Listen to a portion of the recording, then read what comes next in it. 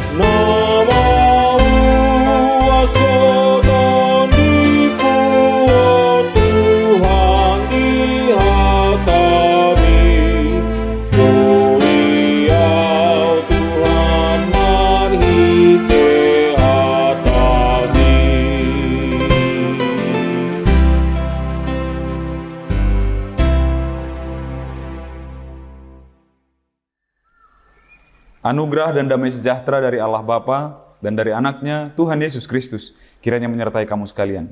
Amin. Firman Tuhan untuk kita pada pagi hari ini tertulis dalam surat Rasul Paulus kepada jemaat di Efesus pasal 4 ayat 15. Tetapi dengan teguh berpegang kepada kebenaran di dalam kasih, kita bertumbuh di dalam segala hal ke arah Dia, Kristus yang adalah kepala. Di dalam bahasa Batak dikatakan, Gabe parhasitongam mahita tahe di bagasan haholongoni jalalam magodak kita di nasaluhut mangiahi ibana ului ima Kristus. Demikian firman Tuhan.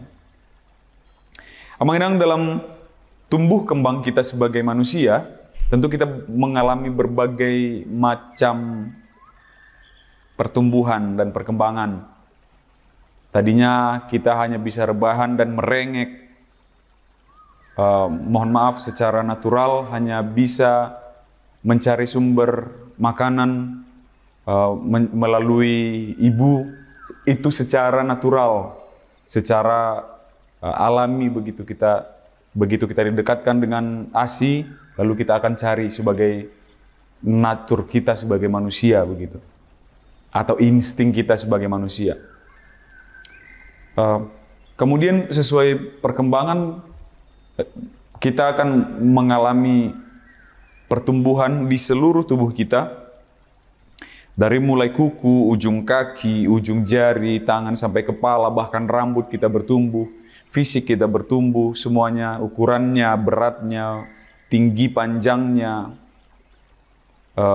Organ-organ dalam kita bertumbuh.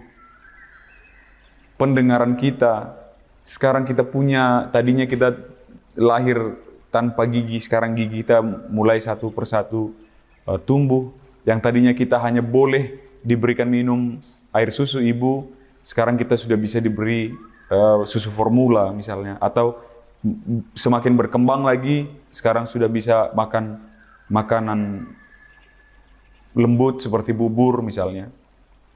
Semakin kita tumbuh berkembang, lalu kita akan belajar 1-2 kosakata. Kita akan belajar berjalan, kita akan belajar mengenal, kita akan belajar memakan makanan yang lain. Kita akan belajar sesuatu yang boleh dan tidak boleh dilakukan. Dan perkembangan seperti itu akan terus-menerus hingga akhirnya kita disebut sebagai seorang yang dewasa. Dan sekarang kita bisa melakukan segala sesuatu dengan independen, dengan diri sendiri. Dengan kemauan dan keinginan sendiri, dengan kekuatan diri sendiri. Tadinya kita hanya bisa melakukan segala sesuatu dengan bantuan orang lain. Kita sendiri tidak bisa melakukan apa-apa. Kemudian kita bisa melakukan sesuatu, tapi butuh tambahan kekuatan atau bantuan dari orang lain untuk melakukannya. Sekarang setelah dewasa, organ tubuh kita semuanya sudah berkembang menjadi dewasa, mengikuti pertumbuhan kita. Pikiran kita juga semakin dewasa, pola pikir kita juga sudah dewasa, sudah semakin kompleks begitu. Akhirnya kita bisa melakukan segala sesuatu. Kita disebut sebagai seseorang yang sudah dewasa. Dalam hal ini Rasul Paulus mengingatkan jemaat Efesus agar dia juga mengalami pertumbuhan yang demikian. Di ayat 14, Aminang dia katakan, sehingga kita bukan lagi anak-anak yang diombang-ambingkan oleh rupa-rupa angin pengajaran, oleh permainan palsu manusia dalam kelicikan mereka yang menyesatkan. Dilanjutkan dengan ayat kita tadi, tetapi dengan teguh berpegang kepada kebenaran di dalam kasih, kita bertumbuh di dalam segala hal ke arah Dia, Kristus, yang adalah kepala. Artinya iman kita sebagai seorang Kristen juga perlu pertumbuhan. Fisik kita, tubuh kita sudah bertumbuh, pemikiran kita sudah bertumbuh, tetapi iman kita di dalam Kristus Yesus juga harus bertumbuh. Jangan melulu balik ke masa bayinya, ke masa yang hanya bisa minum atau makan makanan susu, atau makan makanan lembek, bubur. Tapi kita sudah harusnya berkembang. Oke, dulu kita hanya bisa diberi minum susu, ASI, kemudian kita belajar makan bubur. Seharusnya setelah semakin dewasa kita harus perlu memakan makanan dewasa. Jadi jangan stuck di dulu. Dulu kami seperti ini. Itu tanda ketidakdewasaan. Satu tanda ketidakdewasaan. Biarlah imanmu berkembang. Biarkanlah engkau juga berkembang dengan pengalamanmu di dalam kekristenan kita. Kalau kita hanya berpaku kepada dulu dan dulu. Ya, ketika seseorang anak bertumbuh dan berkembang di dalam dirinya, ia tetap adalah orang itu. Tetapi sekarang dia sudah bisa melakukan tugas yang berbeda, dia juga sudah bisa berpikir dengan cara yang berbeda. Kalau kita selalu berpatok dengan kata dulu dan dulu, ini yang Rasul Paulus khawatirkan, Amanginang, kita akan stuck di satu masa di mana kita hanya menginginkan makanan-makanan yang seperti itu.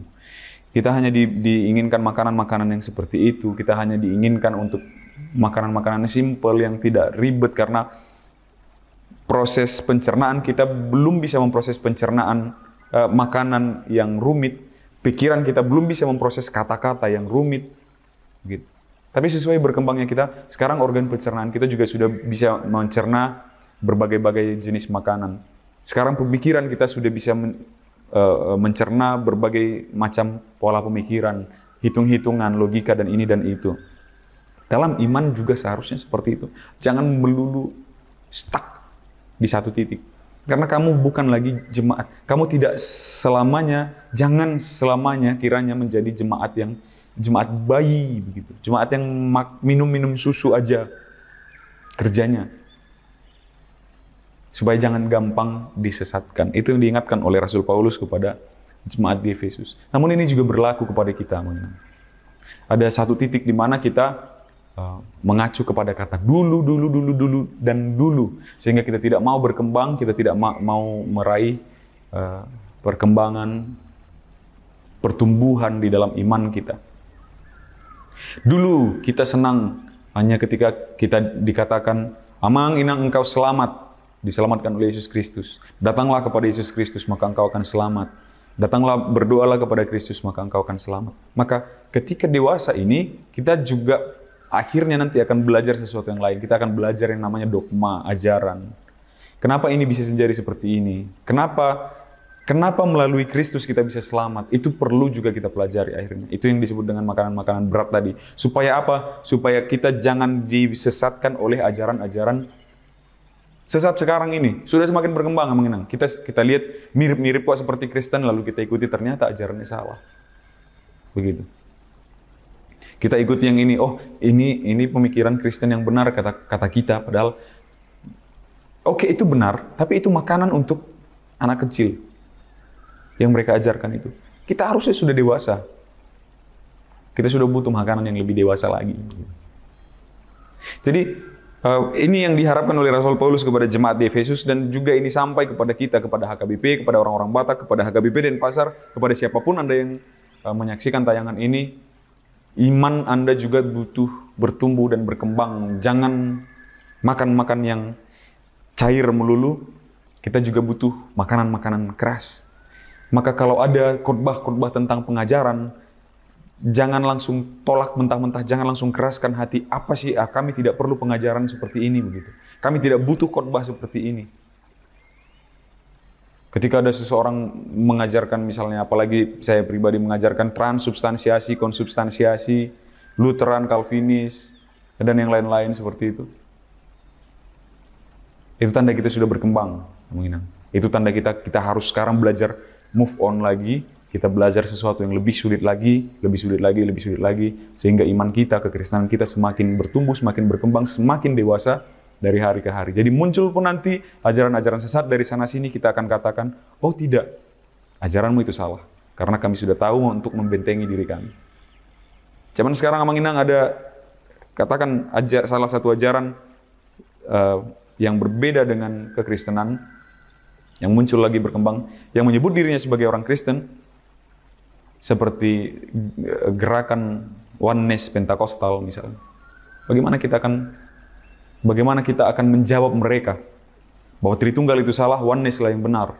Sementara kita untuk menerangkan Tritunggal itu apapun, kita masih belum paham. Kita masih belum sanggup, belum bisa.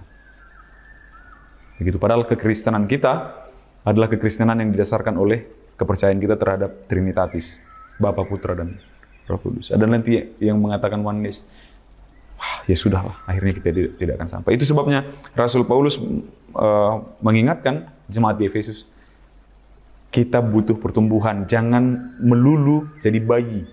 Dalam iman pun jangan melulu jadi bayi, harus bertumbuh, harus berkembang sampai dewasa. Sampai kepada kita sekarang. Iman kita, kekristenan kita harus bertumbuh, berkembang, dan menjadi dewasa. Ya Amang sudah tua, untuk apa lagi kami belajar seperti itu? Sudahlah, cukuplah. Damailah di masa-masa tua, tidak perlu lagi cekcok dengan ini itu. Boleh saja Mang Inang. Yang saudara-saudari kami yang sudah lebih senior, lebih tua. Tapi ada baiknya ketika masih ada waktu yang Tuhan kasih, mari pelajari itu untuk juga diajarkan kepada kaum-kaum muda, supaya juga mereka dapat bertumbuh dan berkembang dan menjadi dewasa, seperti pemahaman yang Anda pahami sekarang. Bahkan lebih lagi, mereka akan menjadi jemaat yang kokoh, jemaat yang dewasa, yang bertumbuh dan berkembang di dalam Kristus Yesus. Kita adalah tubuh atau organ-organ yang semakin kuat, yang membentuk tubuh Kristus, dan Yesus adalah kepalanya.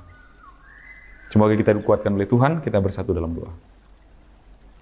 Ya Allah Bapa, kami mengucap syukur atas penyertaan-Mu kepada kami hingga pada saat hari ini. Terima kasih atas firman-Mu yang mengingatkan kami untuk terus bertumbuh dan berkembang di dalam iman kami terhadap Engkau.